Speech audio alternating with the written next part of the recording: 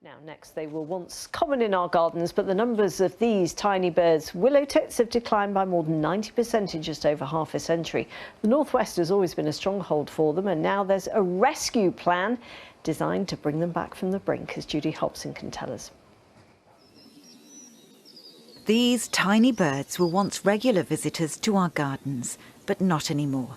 In Greater Manchester alone, there are now just 120 breeding pairs after suffering a huge decline over the past 5 decades. So we've got a lot of wetness here, so we've got water on this side and water on that side. Damp, wet woodland is really what willow tits really like. Now conservation volunteers in the northwest are being asked to help rescue them. The project is called Wet Willow Wildlife, so we're going to engage volunteers in surveying for willow tit populations across the northwest, and then once we've understood that population, we're going to use that information to design habitat interventions.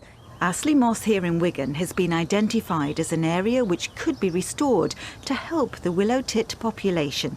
The key is to introduce damp, rotting wood.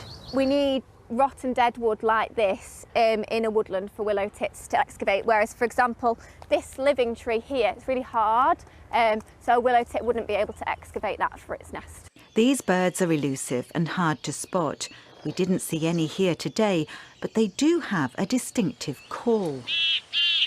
Volunteers are working with the Wildlife Trust with funding from the Government Species Survival Fund. There are a number of factors for the willow tit decline. Quite possibly climate change is playing a part. Some of the wetter habitats potentially might be drying up in the longer, hotter summers.